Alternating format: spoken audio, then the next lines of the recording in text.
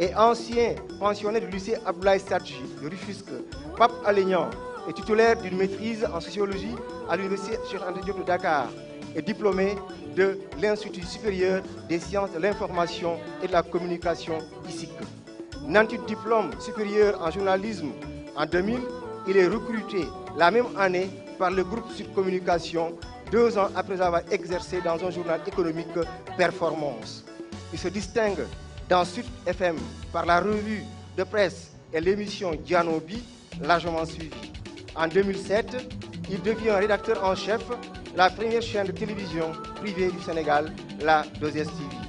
Il y anime des émissions phares, notamment Pile ou Face, Décryptage, La Grande Interview, Le Grand Reportage, Samedi Mag. Puis, Pape Alignan quitte la 2STV pour atterrir à la Sen TV où il anime l'émission Face à Pape Alé, tout en travaillant à son propre compte par la mise en place du site d'information dakarmatin.com où un espace y est dédié à sa chronique du mercredi. En plus de l'animation d'émissions, il fait aussi du journalisme d'investigation, d'où son statut de membre de la cellule Norbert Zongo, Senozo, qui regroupe les journalistes d'investigation en Afrique de l'Ouest. Enfin, Pape Alignan est écrivain puisqu'il est désormais l'auteur de Scandale au cœur de la République, le dossier du Koud, ouvrage édité à Paris chez Faux Éditions en 2020 et qui fait l'objet de cette cérémonie de dédicace et de présentation qui nous réunit en ce moment. Que faut-il retenir essentiellement de cet ouvrage? Cet ouvrage est un pamphlet de 152 pages composé de 3 parties. Il apparaît comme un véritable réquisitoire dressé contre le régime sénégalais en place en termes de gestion des finances publiques. L'auteur semble davantage s'intéresser à celle de l'ex-directeur du COUD, Cheikh Oumar Anne, aujourd'hui ministre de l'Enseignement supérieur, de la Recherche et de l'Innovation. En effet, c'est l'occasion saisie par Pape Alignan pour s'arrêter sur le dernier né des corps de contrôle du Sénégal, en l'occurrence l'OFNAC, l'Office national de lutte contre la fraude et la corruption. De son avis, surtout comme tous les autres organes de contrôle qui l'ont précédé et qui fonctionnent toujours, à savoir l'Inspection générale d'État, IGE, la Cour des comptes, la Cour de répression de l'enrichissement illicite, CREI, la Cellule nationale de traitement des informations financières, CENTIF, l'Autorité de régulation des marchés publics, ARMP, et la Direction centrale des marchés publics, DSMP, l'OFNAC, est doté de pouvoirs qui devraient lui permettre, faute d'éradiquer la malgouvernance, au moins de la faire reculer notablement. Il demeure dans l'état actuel de ses actions trop limitées et en deçà des attentes de la population. Monsieur Pape Alignan, alors, en quoi, pourquoi et à quelle fin?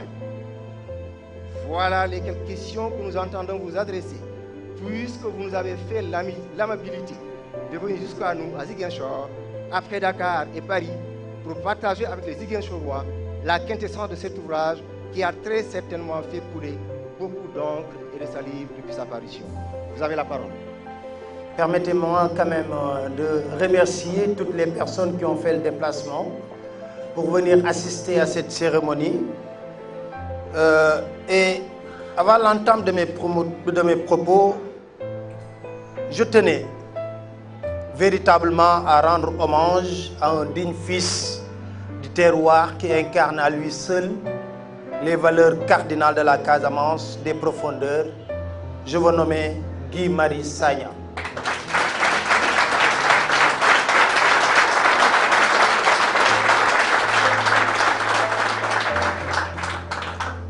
Dans un pays où tous les contre-pouvoirs se sont aplatis, Guy est resté debout pour être ce mur de lamentation des victimes, des affres du pouvoir, des faibles dépouillés, mais également des sans-voix. Un homme de conviction bâti dans du marbre, Guy, l'intransigeant mène de nobles combats avec justesse et sans compromission. L'unique solution qui restait au régime actuel était de le prendre en otage dans les geôles du camp pénal, isolé comme un vulgaire terroriste pour le martyriser. Mais malheureusement, il ignorait qu'Essamaï est resté indomptable. Il bénéficie certes aujourd'hui d'une liberté provisoire. Cependant, rien que son emprisonnement est assez éloquent comme argument pour prouver que le Sénégal est à des années de lumière d'un État véritablement de droit. Pour nous, jeunes, Guy est et reste l'icône d'une jeunesse révoltée, prête à mener le combat contre l'injustice et pour un Sénégal libre, démocratique et ancré dans la bonne gouvernance. Bonne gouvernance. La transition est toute trouvée pour aborder le sujet de notre rencontre d'aujourd'hui. Je veux que cette cérémonie de présentation et de dédicace soit une rencontre d'échange sur l'état de la bonne gouvernance au Sénégal, plus précisément sur nos corps de contrôle et l'issue de leur rapport produit de manière annuelle. À l'occasion de son premier discours à la nation le 3 avril 2012, le président Macky Sall déclara solennellement, je le cite, « S'agissant de la gouvernance économique, je serai toujours guidé par le souci de transparence et de responsabilité dans la gestion vertueuse des affaires publiques. Je mets à ma charge l'obligation de dresser les comptes de la nation et d'éclairer l'opinion sur l'état des lieux. Je compte restituer aux organes de vérification et de contrôle de l'État la plénitude de leurs attributions. » Très inspiré, il poursuivit, l'assainissement de l'environnement des affaires et la lutte contre la corruption et la concussion me tiennent particulièrement à cœur. D'un ton ferme, le président Macky Sall prévenait sans équivoque ses collaborateurs et les membres de sa coalition en ces termes. À tous ceux qui assument une part de responsabilité dans la gestion des deniers publics, je tiens à préciser que je ne protégerai personne. Je dis personne. Il a engagé ensuite fermement le gouvernement à ne point déroger à cette règle. Ce discours avait suscité à l'époque bien des espoirs, il faut le reconnaître. Ne s'arrêtant pas en si bon chemin dans sa croisade contre la malgouvernance, le président, dans une interview accordée au magazine hebdomadaire Jeune Afrique, persiste et signe. La rupture n'est pas un slogan, c'est un comportement, celui que le dirigeant de ce pays doit adopter. Humilité, sobriété et rigueur doivent régir notre action politique. Je vous assure qu'il s'agit bien là d'une rupture profonde avec les pratiques en vigueur sous mon prédécesseur. Il parlait tout naturellement du président Wade. Macky Sall ajoute, avec moi, tout va changer. Les Sénégalais ont réclamé une gouvernance plus vertueuse, plus sobre, plus transparente. Nous avons l'obligation de rendre des comptes. Personne n'est au-dessus des lois. Le temps de l'impunité est révolue. C'est le président Macky Sall qui parlait toujours. On voyait à travers le nouveau président, il faut le reconnaître, un champion de la bonne gouvernance, de la vertu et de la transparence dans la gestion des ressources publiques. Alliant donc la parole à l'acte pour prouver ses bonnes intentions, le lundi 21 mai 2012, le président Macky Sall annonça la mise sur pied d'un office national anticorruption, OFNAC, qui a pour mission de prévenir et de lutter contre la corruption et les infractions assimilées dans le but de renforcer le dispositif stratégique de la gouvernance publique. Au cours d'une rencontre avec les inspecteurs généraux d'État et les membres du gouvernement, le président Macky Sall déclare de manière solennelle: l'OFNAC qui va être bientôt créée sera une autorité indépendante dont la mission consistera à la prévention et la lutte contre la corruption et les infractions connexes. L'OFNAC sera chargée de promouvoir l'intégrité et la probité dans la gouvernance publique. Cette structure sera dotée d'importants pouvoirs, notamment celui d'autosaisine. Retenez bien ce mot, c'est important. Pour toute enquête ou investigation qu'il jugera utile. Avec la même verbe, le président ajoute à la télévision, devant tous les Sénégalais. D'ailleurs, l'OFNAC va aussi publier ses rapports. Pourtant, le Sénégal compte un nombre conséquent d'organes de contrôle. On peut citer l'Inspection générale d'État, IGE, qui ne dépend que du président de la République, avec ses rapports. La Cour des comptes, la Cour de répression de l'enrichissement illicite, la Cellule nationale de traitement des informations financières qui travaille sur le blanchiment d'argent, l'Autorité de régulation des marchés publics, la RMP, la Direction centrale des marchés publics et le dernier né, l'OFNAC. Tous ces organes sont dotés de pouvoirs qui devraient leur permettre, faute d'éradiquer la malgouvernance, ce qui est une gageure, au moins de la faire reculer notablement. Malheureusement, tel est loin d'être le cas. En atteste d'ailleurs le dernier rapport sur l'indice de corruption qui place toujours le Sénégal dans la zone rouge. D'ailleurs, c'est légitime que les Sénégalais s'interrogent sur l'utilité de cette pléthore d'institutions de contrôle et se demandent véritablement à quoi elles servent. La création de l'OFNAC avait suscité beaucoup d'espoir, mais il subsistait toujours une interrogation légitime.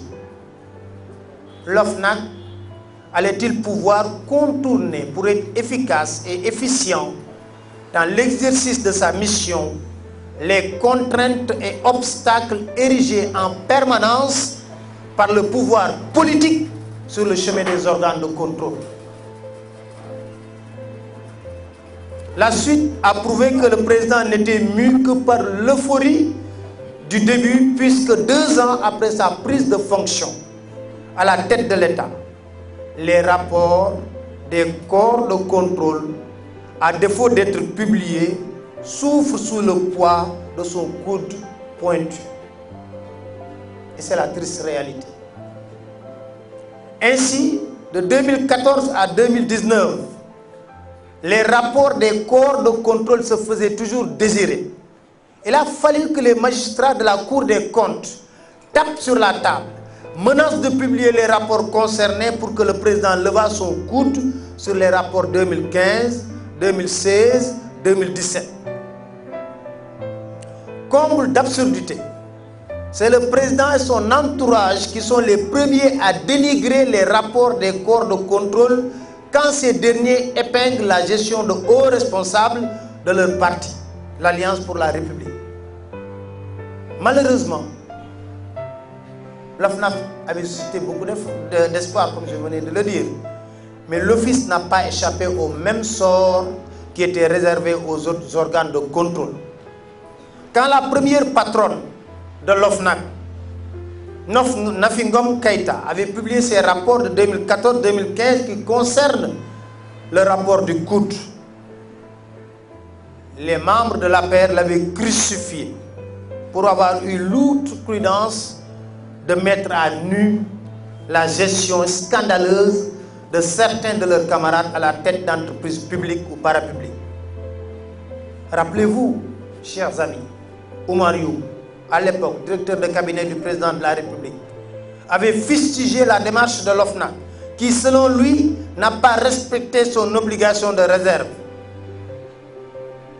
Une déclaration en porte-à-faux avec l'article 17 du texte de l'OFNAC qui stipule que son rapport est rendu public par tous les moyens appropriés. Je vais Khadim Samdi wax ma tek sama baram fofu pour la bonne et simple raison que avant-hier toute la presse a fait les choux gras des rapports de l'OFNAC parce que les rapports de l'OFNAC ont été rendus publics. C'est une loi qui oblige l'OFNAC à rendre publics ces rapports. Nous y reviendrons dans nos discussions. D'ailleurs, le président n'a pas hésité à prendre la défense de l'ancien DG du COUD lors de sa conférence de presse organisée au Palais après son adresse à la nation du 31 décembre 2019. Le dossier établi contre le DG du Centre des œuvres universitaires de Dakar, COUD, dort dans les tiroirs de Dame Justice depuis 2014-2015. Mieux, plus d'une vingtaine de dossiers sont sur la table du procureur. Rien n'a été fait jusqu'à présent. Le rapport sur le COUD nous a particulièrement intéressés.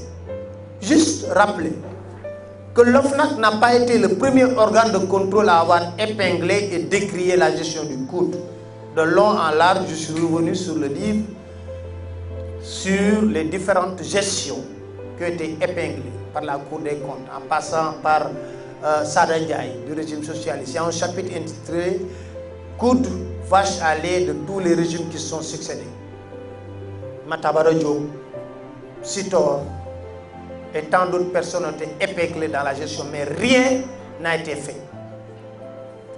En vérité, le COUD a peut-être assimilé à la vache à lait de ses directeurs au service de tous les régimes qui sont succédés à la tête de ce pays.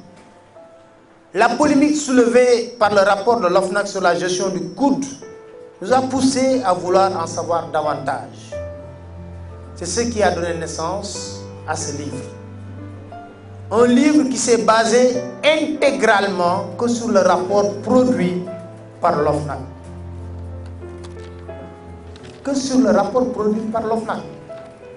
On n'est pas parti inventer quoi que ce soit. On a permis tout simplement aux Sénégalais d'avoir le cœur net. Voilà le rapport de l'OFNAC sur le COUD. On a exploité le rapport pour montrer aux Sénégalais ce qui a été dans ce rapport pour que chaque Sénégalais puisse, dans son intime conviction, se forger vraiment ce qu'il pense réellement de ce que Cheikh Oumar Anne a fait au niveau du COUD. Ainsi, nous avons voulu permettre à chaque Sénégalais, après lecture, de se fonder sa propre conviction. C'est notre modeste ambition. Pour revenir sur nos corps de contrôle, la Cour des comptes est restée 6 ans sans produire de rapport. Et figurez-vous, ce sont des magistrats qui siègent au niveau de la Cour des comptes. Et la loi est très bien claire. Chaque année, la Cour des comptes est tenue de produire un rapport sur la bonne gouvernance au Sénégal. Comble du ridicule, c'est des magistrats qui sont censés faire appliquer la loi, qui violent allègrement la loi en refusant de sortir des rapports qui épinglent des personnes qui sont du régime. Voilà les faits, sont têtus. C'est tout récemment. Je me rappelle, beaucoup de personnes disaient qu'ils voulaient allumer un contre-feu. C'est le jour, le 1er février, le jour de la première cérémonie de présentation de dédicaces du livre, que la Cour des comptes a tenu une conférence de presse pour dire que nous aussi, nous sortons nos rapports. Ils ont sorti 3 rapports successifs. Et sans violer de secret, je vais vous révéler qu'ils étaient tenus de le faire parce que Ali Niane, que peut-être beaucoup de personnes ne connaissent pas, il a été le président de l'Union des magistrats du Sénégal au temps d'Abdoulaye Wade. C'est lui qui avait affronté frontalement Cheikh Tidiane Sy en tant que ministre de la Justice. C'est lui qui a adressé une lettre au président de la Cour des comptes pour lui dire: Monsieur le président de la Cour des comptes, vous êtes magistrat. Depuis 3 ans ou 4 ans, nous violons la loi. C'est en toute discrétion que je vous donne cette lettre avec ampliation au niveau de l'Union des magistrats du Sénégal. Si vous ne sortez pas les rapports de la Cour des comptes, je vais tenir une conférence de presse pour dénoncer cela. C'est ça qui a précipité la sortie des rapports de la Cour des comptes.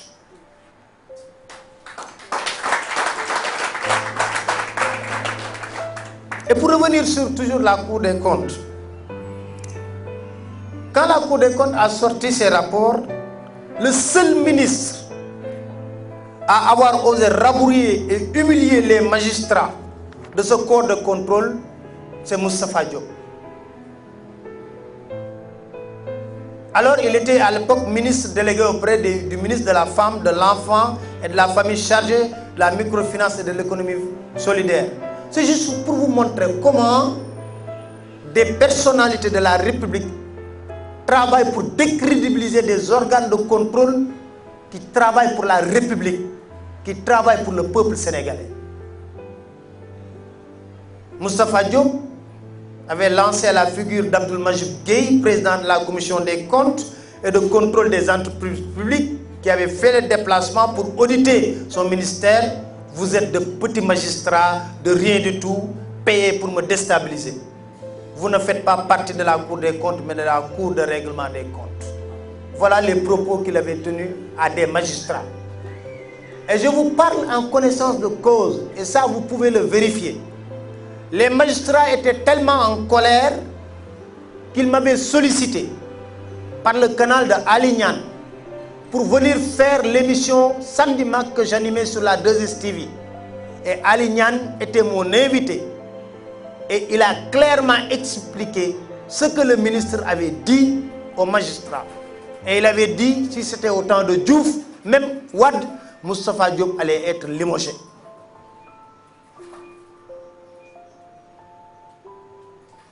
Et figurez-vous, c'est quand la Cour des comptes est partie pour remettre au président de la République des rapports, c'est le président lui-même qui a présenté de plates excuses aux magistrats, à la place du ministre. Mais si les rapports des corps de contrôle sont flétris parfois par les gens du pouvoir en place, ils peuvent dans certaines occasions servir de moyen de pression pour pouvoir pousser des responsables de l'opposition au ralliement ou à la transhumance.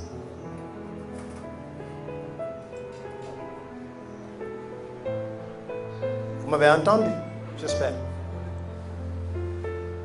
Je ne veux pas entrer dans les détails parce que je suis à Ziguinchor. Et nous nous comprenons. Je m'en arrête là.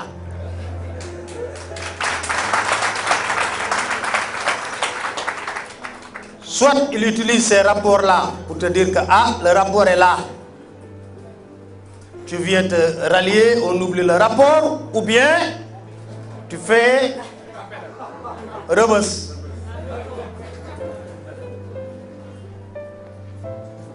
En atteste le rapport de l'inspection générale d'État 2015 qui a épinglé la gestion de l'ancien maire de Dakar, Khalifa Sall. Elle a opportunément conduit en prison en l'écartant de la présidentielle après l'avoir privé de ses droits civils et politiques. Pour la première fois dans l'histoire de ce pays, tous les magistrats le disent, on a vu un dossier en 1 an être jugé en première instance, en appel, en Cour suprême, même en Conseil constitutionnel. Ça doit figurer dans le livre de Guinness. Et pourtant, le procès en appel de Barthélémy Dias sur Ndiaga Diouf est toujours en cours. Et ça date de 2011. Le dossier de Khalifa Ababacar Sall, c'est à une vitesse exponentielle. Moi, je dis même il faut trouver un autre mot. Voilà, merci. En 1 an, on l'a jugé en première instance, on l'a jugé en appel, on l'a jugé en Cour suprême. Et le Conseil constitutionnel, comble du ridicule, le Conseil constitutionnel, quand Khalifa a déposé Parce qu'en Cour suprême, il avait introduit un rabat d'arrêt pour qu'on ne puisse pas dire que sa condamnation est définitive. Qu'est-ce qui se passe? En Conseil constitutionnel, les gens disent qu'on élimine le dossier de Khalifa Sall parce qu'il y a une décision définitive de la justice. Or, il y avait un rabat d'arrêt en cours. Mais xam nga yàlla day atte yoo xam ne torpedo le sol fii taxaw di xaar gars yi pour la bonne et simple raison que après l'élection du président de la République Macky Sall, Soham Wardini, maire de Dakar, lorsque Macky avait convié la société civile et les partis politiques au palais pour parler du dialogue national. Si vous vous rappelez bien, Soham Wardini avait interpellé le président de la République pour qu'il libère Khalifa Ababacar Sall. En guise de réponse, le président lui avait dit « Je ne peux pas libérer Khalifa Ababacar Sall parce que sa condamnation n'est pas encore définitive. » Or, le Conseil constitutionnel avait déjà dit, les 7 sages avaient déjà dit que la condamnation est définitive. Et après, par la suite, la Cour suprême est revenue pour juger le rabat d'arrêt pour que la condamnation soit définitive.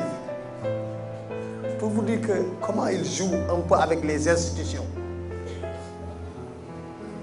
Alors, c'est donc dire que ces rapports de nos corps de contrôle auraient d'aider à promouvoir la bonne gouvernance et la bonne tenue des finances publiques deviennent des instruments de chantage ou de coercition au moyen de l'exécutif qui les manipule à sa guise pour faire chanter ou briser des adversaires politiques présumés coupables de mauvaise gestion. Et là, je cite, dimanche dernier, le président de l'Union des magistrats du Sénégal, Souleymane Teliko. Il a dit dans l'émission Grand Jury, tant que l'exécutif contrôle le parquet, les rapports des corps de contrôle ne seront jamais instruits. Parce que c'est le ministre de la Justice qui contrôle le procureur et le ministre de la Justice est contrôlé par le président de la République.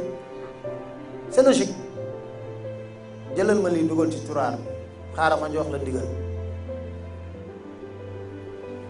Aujourd'hui, comme par le passé, beaucoup d'hommes ou de femmes politiques ont rallié le parti au pouvoir ou transhumé parce que des rapports les incriminants sont suspendus au-dessus de leur tête, comme une épée de Damoclès, comme mon cher ami Abdoulaye Baldé. Il y a l'épée de la CREI toujours sous sa tête, je suis désolé. On ne vide jamais ce dossier. Pendant des années, on ne vide jamais ce dossier. Or, on pouvait le vider, il serait libre, il va vaquer à ses occupations. Mais c'est comme une épée de Damoclès au-dessus de sa tête. Même si par ailleurs il est président de commission à l'Assemblée nationale. Mais c'est une épée de Damoclès. Et Macky s'amuse avec ça. En utilisant les rapports de corps de contrôle comme une arme de protection ou de destruction, le régime du président Macky Sall discrédite ses propres institutions pour protéger des prédateurs financiers et des brigands à col blanc. Un comportement qui détonne avec son discours référence quand même, où il jurait que pour la bonne tenue des ressources publiques, il ne protégerait personne. Parole en l'air au vu du sort funeste réservé au rapport des différents corps de contrôle depuis que le président Macky Sall est au pouvoir. De 2012 à 2020, il n'y a qu'un seul rapport qui a été instruit. C'est le rapport concernant Khalifa Ababacar Sall. Si on peut me citer un autre rapport d'un corps de contrôle, c'est avec plaisir. La CREI, j'étais à la conférence quand le procureur Ali Ndaw disait il y a 25 dignitaires qui seront poursuivis. La liste est là avec moi. Seul Karim Wade a eu un procès jusqu'au bout, a purgé 3 ans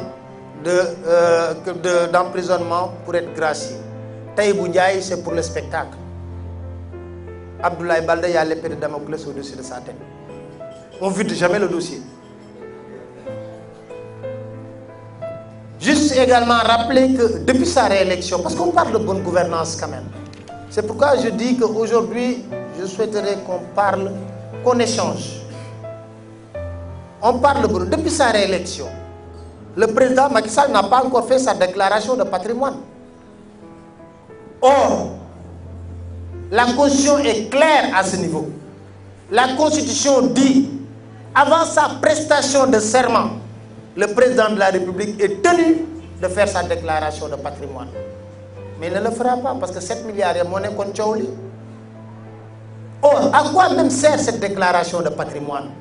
Si aujourd'hui, dans le dernier rapport de l'OFNAC, on nous dit 423 personnes qui sont assujetties, ça veut dire qu'ils sont tenus de faire leur déclaration de patrimoine, ne l'ont pas fait.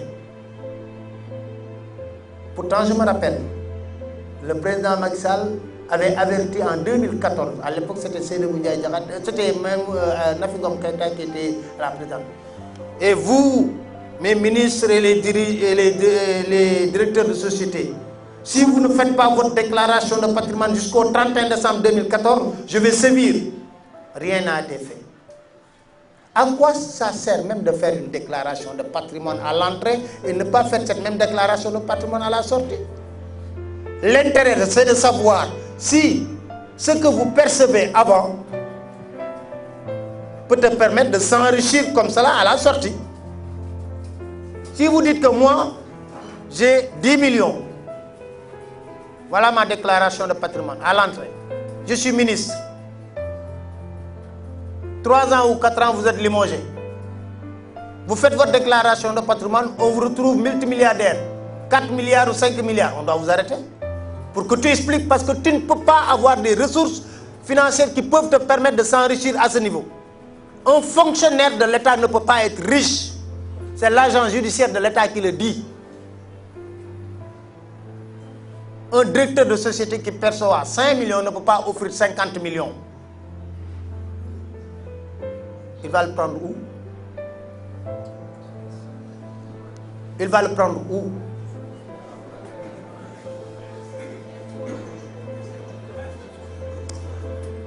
Pour terminer, parce qu'il y a des points sur lesquels je voudrais revenir, parce qu'on parle beaucoup, je vais soulever après des photos. Je veux dire que nous ne nous targuons pas d'être des journalistes d'investigation. J'aime pas les termes pompeux. Mais avec toute la modestie requise, nous voulons et avons même l'obligation, non seulement de participer quotidiennement au combat contre le pillage organisé de nos maigres ressources, mais également de démasquer le comportement de nos dirigeants véreux aux antipodes des valeurs cardinales de la bonne gouvernance. Je ne peux pas ici également ne pas témoigner mon soutien aux étudiants qui sont actuellement en grève ici à Ziguinchor.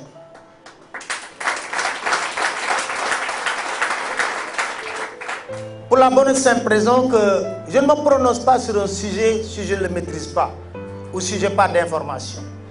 J'ai eu la chance de rencontrer des étudiants qui sont délégués. Je les ai interpellés. Quelles sont les raisons de votre grève? Ils m'ont dit, grand, on est 7000 étudiants avec un restaurant qui a la capacité d'accueil de 500. Grand, nous n'avons pas assez de salles de classe. Grand, nous n'avons pas de professeurs. Ma réponse a dit, on ne peut pas vous appeler une université. On ne peut pas vous appeler une université. En réalité, quand le président Wade l'avait fait, il faut que nos dirigeants arrêtent de dire, oui, j'ai augmenté ça. Non. Il faut renforcer ce qui existe déjà. Mettre ceux qui sont là-bas dans les meilleures conditions pour avoir les meilleurs résultats. Mettre 7000 étudiants dans une université avec un... Moi d'ailleurs, je plains le restaurateur. Comment il va faire pour nourrir même 5000 étudiants? Je dis même pas 7000. Et dans ces conditions-là, je leur témoigne véritablement mon soutien par rapport à ce combat. Parce que je trouve que c'est injuste. Je remercie tout le monde. Mais permettez-moi, avant qu'on entame les échanges, parce que je disais tout à l'heure que aujourd'hui, je veux qu'on échange des questions, réponses, échanges, comme je l'ai fait à Paris. Et on a vu, avec cette salle qui est aussi remplie, je pense qu'on peut au moins tenir 1h30 d'échange librement. Pour ce qui s'agit du COUD, je tiens à préciser que c'est une dénonciation de présumées infractions et dysfonctionnements graves qui a été noté dans la gestion du DG du COUD, qu'on a déposé à l'OFNAC. L'OFNAC, d'ailleurs, dans le dernier rapport de l'OFNAC, j'ai les rapports de l'OFNAC, il y a des cas de Casamance. Des cas de Casamance où on a dénoncé des choses. J'ai lu le rapport, j'ai vu il y a certains points où c'est des dénonciations anonymes, plaintes ou dénonciations anonymes qui ont été déposées sur la Casamance. Alors, une mission d'audit et de vérificateur a été envoyée sur le terrain. Les gens parlent de Nafi Ngom Keïta. Nafi Ngom Keïta ne se déplace jamais pour aller auditer. L'OFNAC est composé de la présidente et de 12 autres membres. D'ailleurs, le président a signé un décret pour remplacer d'autres membres. Nous y reviendrons parce que dans ce dossier-là, il y a quelque chose... tout à l'heure, j'en parlais avec mon grand frère Ibrahim Gassama pour dire que cette nomination-là, il faut qu'à mon retour de Dakar, qu'on en parle. Parce que l'OFNAC aussi a des règles de fonctionnement. Je rappelle que le rapport de l'OFNAC de 2014-2015, d'abord, pour que ces rapports soient publiés, il y a une assemblée générale de l'OFNAC qui se réunit avec les enquêteurs pour corriger, examiner, approuver. Parce que ce n'est pas tous les rapports qui sont publiés. Même dans le rapport de l'OFNAC, ils disent que ce dossier ne doit pas faire l'objet d'un dépôt au niveau du procureur. Et ce n'est pas Nafi Ngom Keïta président, c'est l'assemblée de l'OFNAC qui décide de la transmission du rapport d'enquête au procureur de la République. Après avoir lu pendant au moins 72 heures, ils disent que ça mérite qu'on donne ça au procureur pour l'ouverture d'une instruction judiciaire. Donc, toutes ces procédures dépassent une seule personne. Ils disent que, oui, on a découvert le président même a repris ça. Hein, et quand le président dit que, oui, c'est au niveau de la radio que j'ai entendu le rapport de l'OFNAC, j'en doute fort. Pour la bonne et simple raison que 10 rapports ont été déposés chez son directeur de cabinet à l'époque, Oumar Youm, avec décharge. Donc si le rapport n'est pas arrivé au président de la République, il doit interpeller son directeur de cabinet. Parce que c'est avec décharge. Et c'est un gendarme qui a déposé ça, assermenté.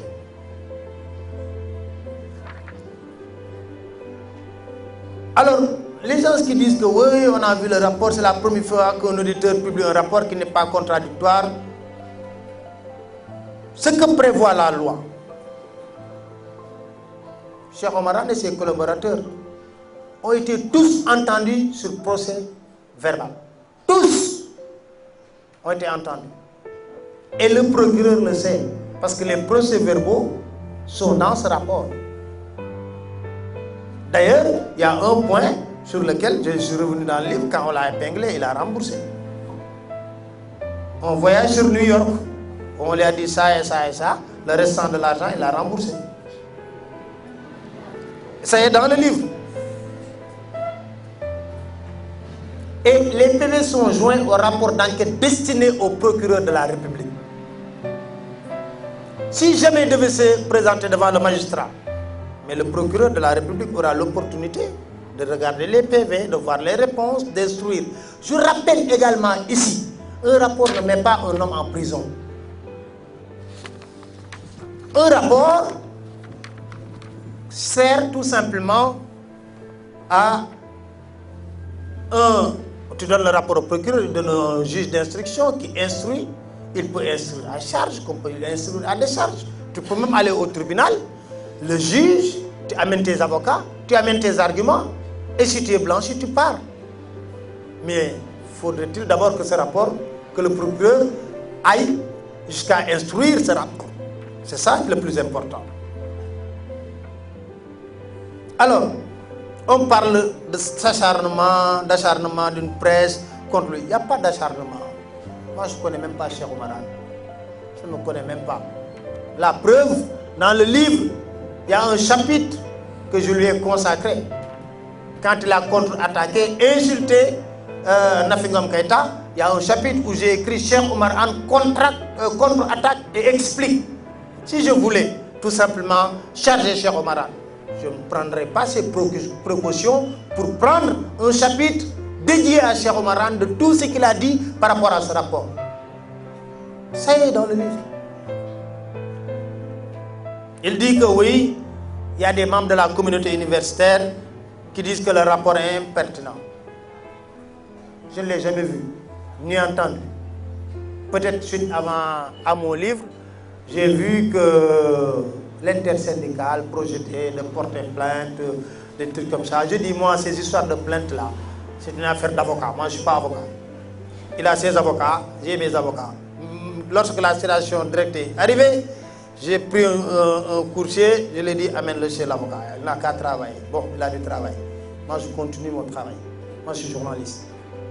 Je ne suis pas avocat. C'est à lui de lire et de répondre à ses camarades, à ses collègues avocats.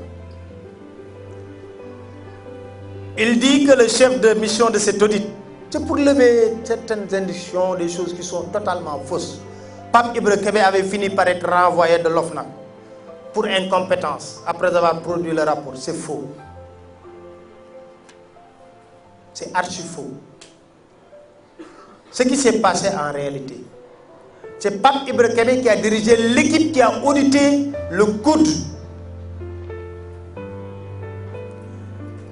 Je vais vous expliquer comment Pape Ibra Kébé a été dans l'équipe même de l'OFNAC. Nommé présidente, Nafi Ngom Keïta voulait former une équipe performante à tous les niveaux. Pape Ibra Kébé est un auditeur financier qui donnait des cours à Clermont-Ferrand, en France. Pape Ibra Kébé était connu à l'heure actuelle. Je déflore même un secret. Je vais vous dire qu'est-ce qui s'est passé. Il a reçu des menaces de mort avant même de venir ici au Sénégal. Un cabinet, en toute objectivité, les cabinets qui recrutent des personnes, a signalé à Nafi Ngom Keïta que Pape Ibra Kébé pouvait faire l'affaire parce que c'est un enquêteur émérite connu pour ça. Il forme même des enquêteurs en matière financière à Clermont-Ferrand. Il percevait un salaire de 6 millions de francs CFA. Quand Nafi Ngom Keïta l'a contacté, il lui a dit, ah,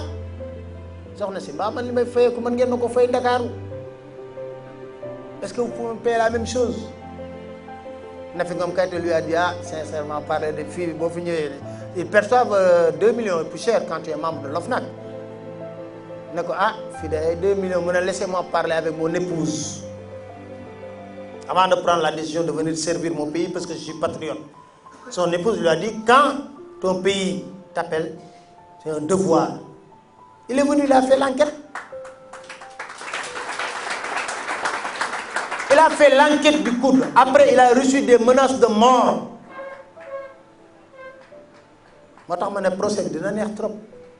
Je l'ai rencontré à Paris lorsque je faisais ma cérémonie de dédicace. Il a dit à Nafi, comme sincèrement pas, je préfère retourner parce que je percevais plus. Moi, je croyais que je vais servir mon pays. Et là, je reçois des menaces de mort. Le rapport n'a pas de suite. Je préfère continuer. Il est retourné à Clermont-Ferrand.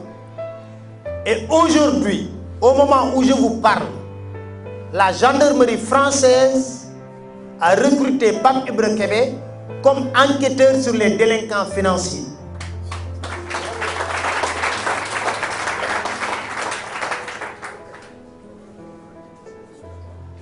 Il a été recruté comme enquêteur par la gendarmerie française sur les questions de délinquance financière.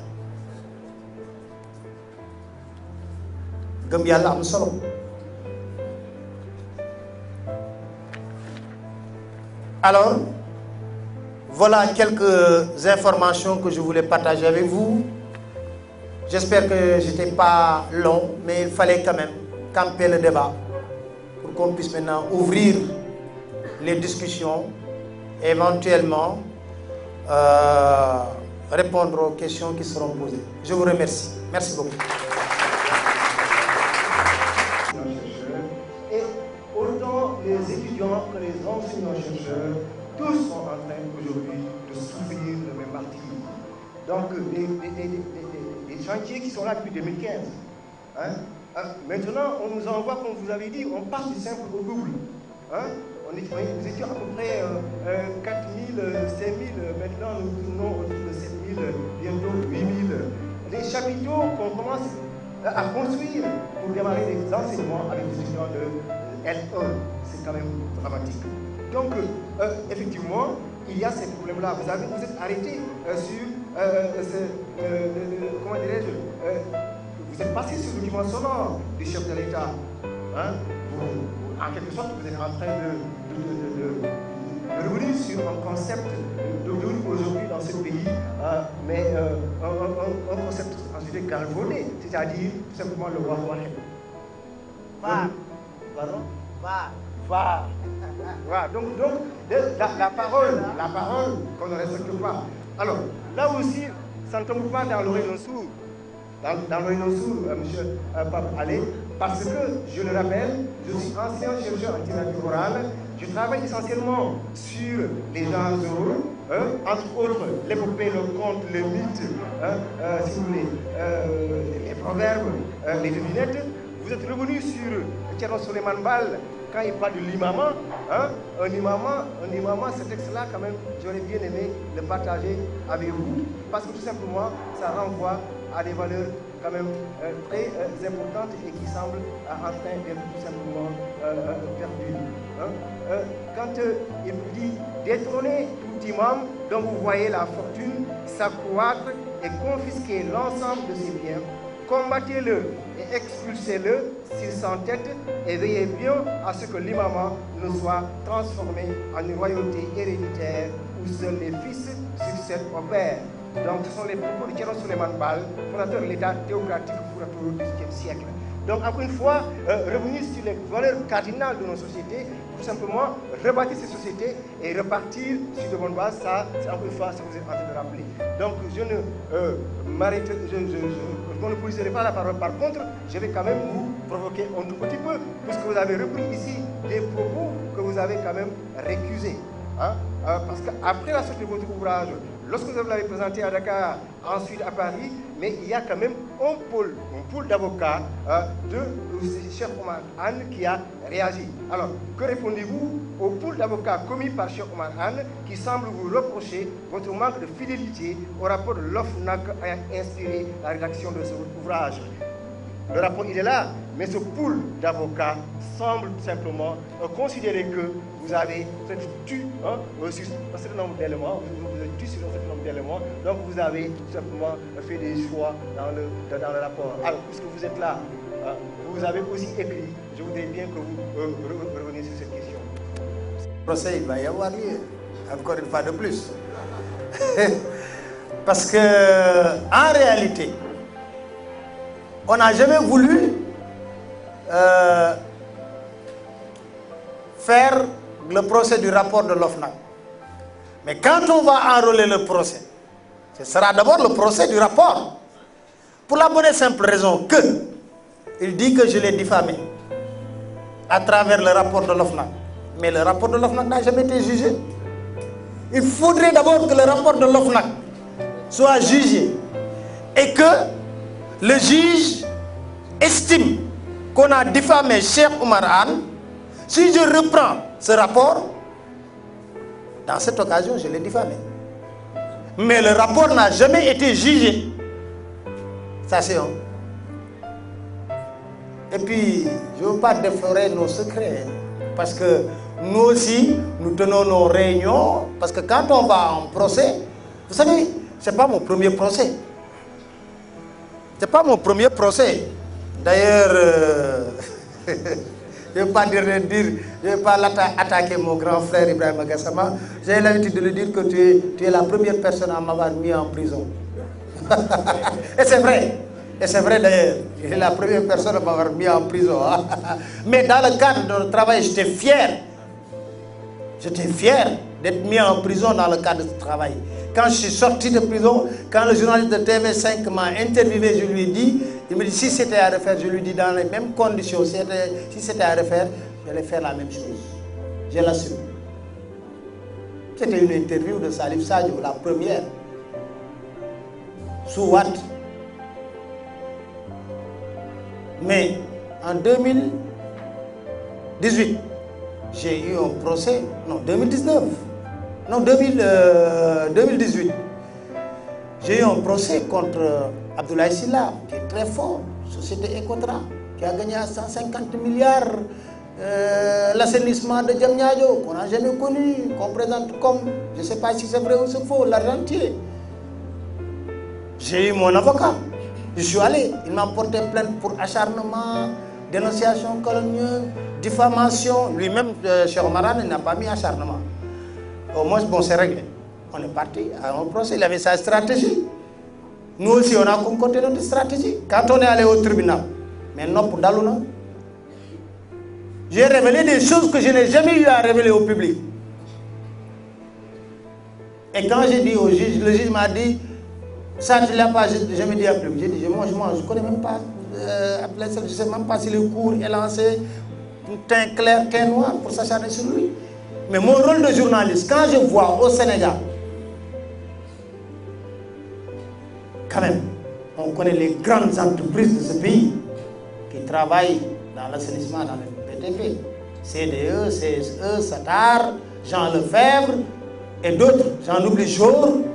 Mais quand je vois une société subitement gagner un marché de 150 milliards d'assainissement de Diamniadio, alors qu'on l'a jamais connu auparavant. Mais mon rôle de journaliste, c'est de savoir, mais ce gars-là, comment il a fait pour gagner ça? Qu'est-ce qui se passe? Qui est celui-là? D'autant plus que les sociétés qui étaient en concurrence avec lui m'avaient donné des éléments. Et quand on est parti au tribunal, je pense que le verdict a été relaxé pur et simple. Alors qu'il disait partout que je vais le tuer. Mais il faut faire que vous voyez le débat. Il a ses avocats. Vous savez, mon cher, je n'ai jamais voulu me prononcer même sur la plainte. Quand des journalistes m'ont interpellé sur la plainte, je dis, ben, ça c'est une affaire d'avocat, vraiment. Moi, quand la citation directe est venue, j'étais à 2 jours de mon départ sur Paris. Le même jour, j'ai pris la citation directe. J'ai pris tous les éléments de réponse à ma possession et d'autres éléments que nous avons gardés par devers nous, des lettres et tout ça. J'ai mis ça sous pli, je l'ai envoyé à mes avocats. Pas un avocat, à mes avocats et d'autres avocats qui pourront venir même de l'extérieur. Parce que c'est un combat que nous menons pour la bonne gouvernance. On ne le mène pas pour nous. On n'a pas de problème personnel contre Macky Sall. Non. Au contraire, on n'a pas de problème personnel contre Cheikh Oumar. Nous sommes loin de là. Moi, à mon niveau, je suis très loin de là. De ces considérations crypto-personnelles. Je le dis ici, haut et fort. Donc je crois que je ne vais pas entamer le procès et le public s'impatiente certainement pour poser des questions, pour permettre au public de poser des questions et puis éventuellement on va répondre. À l'apparition de votre ouvrage, nous voyons réellement qu'il fait déjà un œuvre dans le débat permanent, tant sur le domaine sociopolitique que celui de la complexité sur la véracité des faits relatés. Et cela se prouve juste par l'icône, l'image de la loupe. Si nous prenons un peu le contexte de la sémiologie de l'image, cet appareil, n'est-ce pas, qui permet de grossir ce qui est implicite dans une image, la loupe là. Seulement, la question que je veux vous poser, c'est de savoir pourquoi vous avez choisi la lutte de Ziguinchor, tant sur le domaine géopolitique, sur aussi celui de la littérature. Si on voit qu'actuellement la tendance, en Afrique de l'Ouest notamment, celui qui vient de me précéder à la parole a signalé le cas de la Côte d'Ivoire. Ici au Sénégal, nous n'avons pas encore fini d'épuiser le point.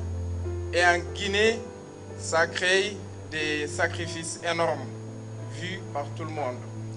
Aujourd'hui, je voudrais vous demander, M. Niang, quel est le devoir des citoyens face à une telle agression de la Constitution par nos élus, si on sait que c'est à eux de les protéger? Merci.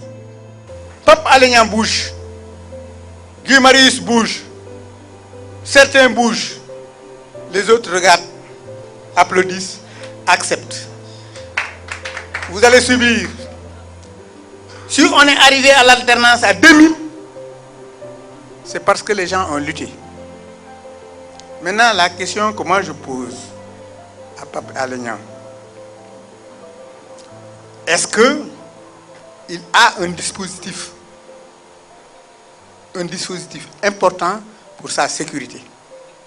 Je salue vraiment M. Niang pour sa présence ici et pour son travail. Tout le peuple sénégalais vous félicite, la jeunesse en particulier. J'ai juste 2 questions à vous poser. La première, j'aimerais savoir qu'est-ce qui vous a motivé à parler de la question du coude, si l'on sait qu'il y a énormément de dossiers. Il y a le cas du pétrole, il y a le cas du Prodac, etc. Qu'est-ce qui vous a motivé de plus à parler premièrement de cette question du coude? La deuxième question est, lors de votre dédicace à Dakar, si je ne me trompe pas, vous avez soutenu que le travail ne fait que commencer et que dans peu de temps, on vous entendra encore sur d'autres dossiers. Où est-ce que vous en êtes? Merci. Un ami m'a demandé de vous demander si vous vous rendrez un jour à la Californie pour la présentation de votre livre. Et puis aussi de vous dire que, après vous avoir félicité, de vous dire que certes le président a réussi à rendre l'opposition à sa plus petite, simple ou grande simple expression, mais vous aussi, à travers votre livre, vous avez permis aussi au peuple sénégalais de voir le gouvernement à sa plus grande gueule. Excusez-moi du terme. Alors, je vais commencer par répondre par le dernier. Il y aura une tournée que je vais faire. J'ai déjà commencé par Paris. Il y aura une rencontre à New York. Pour donner à New York. On n'a pas fixé de date pour le moment. Il y aura une rencontre à New York.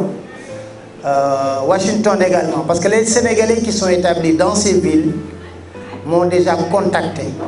Normalement, la semaine prochaine, samedi prochain, à 7h, je devais être à Bordeaux. Mais vu des contraintes professionnelles, parce qu'en même temps, malgré le livre, je continue mon travail, je n'ai pas arrêté mon travail au niveau de la télévision. La dernière fois, j'étais à Ziguinchor pour faire des reportages sur les abris provisoires à l'intérieur de Ziguinchor, de la région même, Casamance. Alors, donc ça continue. Nous allons peut-être éventuellement, nous serons en Californie. Mais je ne veux pas vous dire de manière catégorique, oui, je serai en Californie. Vous pouvez rassurer votre ami et lui dire qu'on a projeté une rencontre à New York avec les Sénégalais. Et éventuellement, si c'est possible de le faire également en soit en Californie. Voilà. Ça me permet également de répondre à la première question. Pourquoi Ziguinchor? Vous savez, beaucoup de personnes ignorent que je porte Ziguinchor dans mon cœur. Et ce n'est pas la première fois. Vous savez, il m'est arrivé, et je suis un fervent supporter de votre équipe de football Casa. C'est connu. C'est connu. Il m'arrivait de payer mon billet le vendredi pour venir regarder un match de Casa, soit le samedi ou le dimanche, et reprendre le vol le lundi matin. Je l'ai fait N fois. Peut-être c'est la première fois qu'on se voit à Ziguinchor, mais ceux qui me connaissent très bien savent que je suis une personne qui vient régulièrement à Ziguinchor. Ça, c'est une ville qui est symbolique que je porte au cœur. À Dakar, quand je dis je viens à Ziguinchor, les gens sont apeurés. Ziguinchor, là, je dis, mais Ziguinchor est plus sûr que ici, Dakar. Vous êtes agressé ici, Dakar, matin, midi, soir. Ziguinchor, je sors là, je ne suis pas agressé. Arrêtez de dire des choses que vous ne maîtrisez pas. Mieux, il m'est arrivé dans le cadre professionnel. J'ai fait un reportage à Ziguinchor. Et lorsque je venais à Ziguinchor, j'étais tout petit. Être sous le coupole de mon grand frère Ibrahim Gassama, à l'époque j'étais à Sud FM. Je vous dis que j'ai fait le voyage inaugural de bateau le Diola. Youba Sambou était ministre des Forces armées, Youssouf Saro le ministre de l'infrastructure et des équipements. Je me rappelle, j'étais avec Ignace Ndeye au port. Youba Sambou faisait son discours. Il disait Abatayoya, Abatayoya. Alors, je disais à Youba, mais voilà, Batabignon, c'est ça que ça signifie. Voilà. Alors, je disais à Ignace Ndeye, mais explique-moi parce que je dois faire la liaison en direct. Ce qu'il dit à Diola, je ne le sais pas.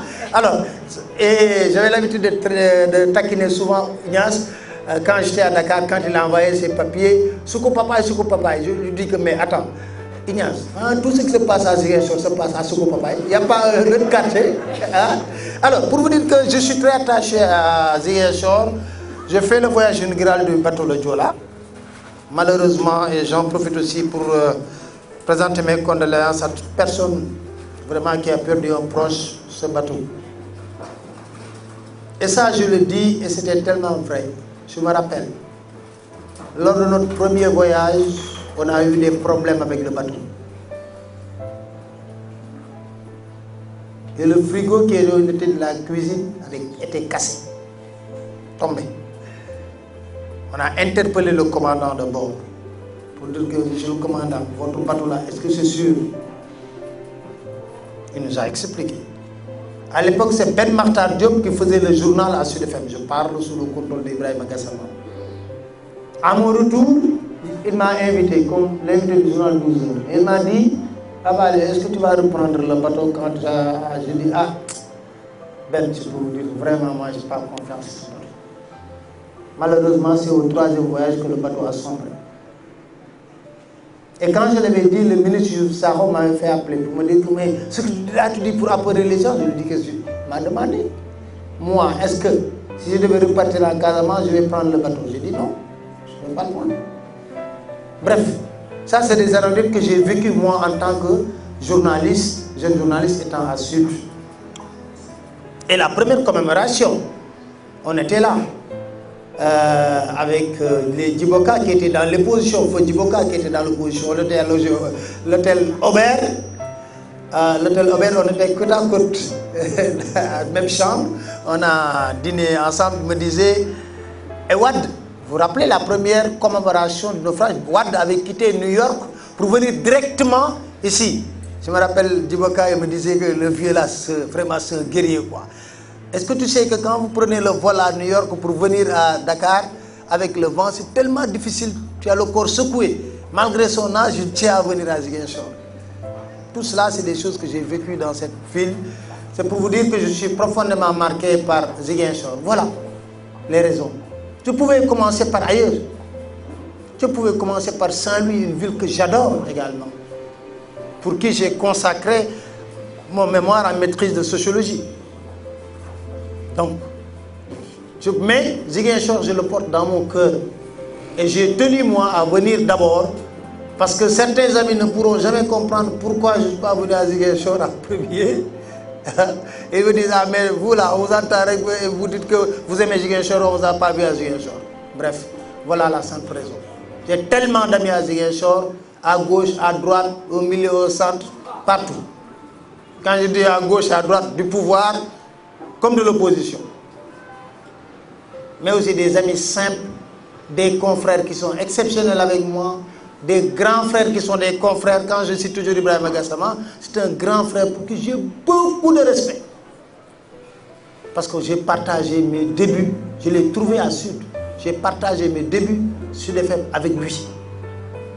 et on a gardé des relations inséparables jusqu'ici. Donc, voilà la raison qui m'a poussé véritablement à venir, à choisir la ville de Ziguinchor. Deuxième question, il a parlé de statistiques, des problèmes de l'université. Mais seul le combat paye.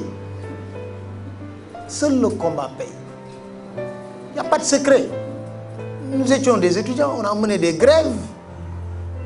On a mené toutes sortes de grèves jusqu'à avoir des revendications. Quand Sada Ndiaye était au niveau du coude, Sada Ndiaye avait une brigade la nuit qui visitait les chambres et que chaque chambre devait avoir 2 personnes. Si vous voulez appuyer un ami, par exemple, qui a un examen le lendemain de 8 h, tu lui dis que viens, tu vas passer la nuit dans la chambre.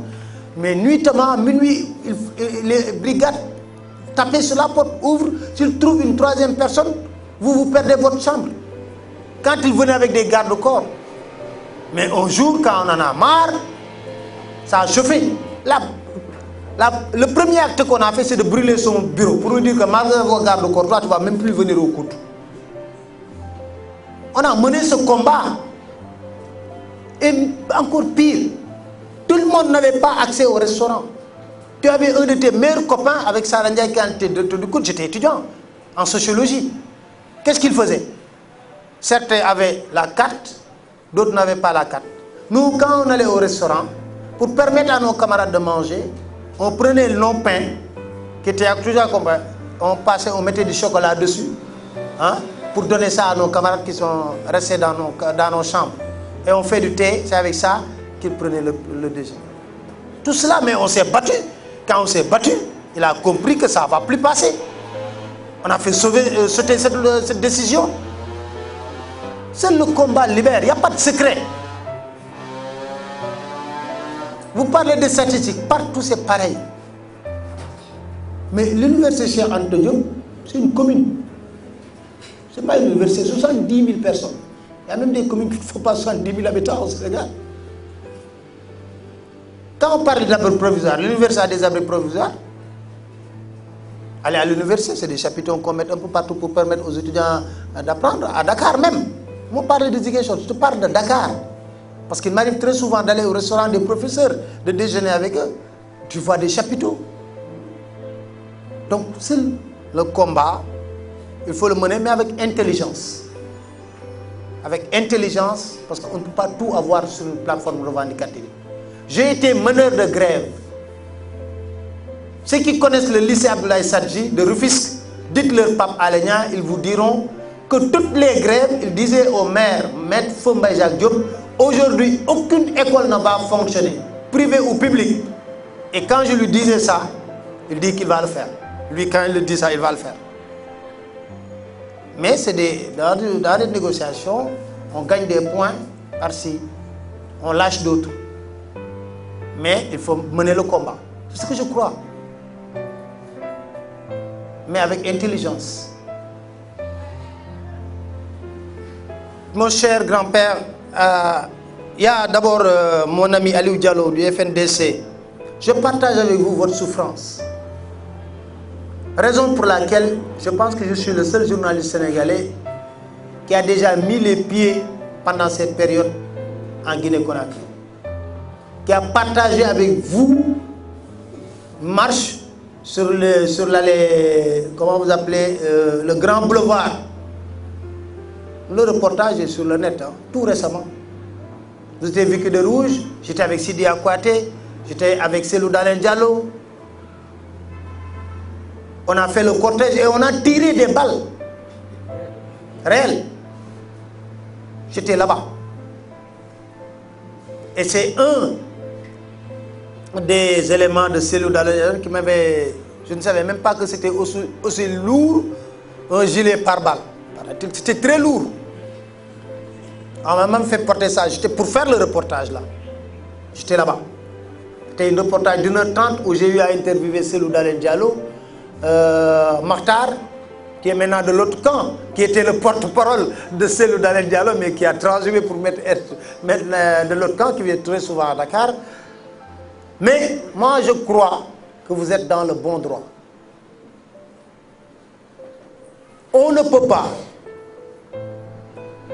être à la fin de son deuxième mandat, alléguer l'histoire de vouloir changer la constitution pour enlever la limitation des mandats. Parce que fille, quel dof fi may faral di wax sama kuréel ku fi jàppee dof yaa ngi wut garab yoo ko faje. Alpha Condé n'est pas plus intelligent que nous.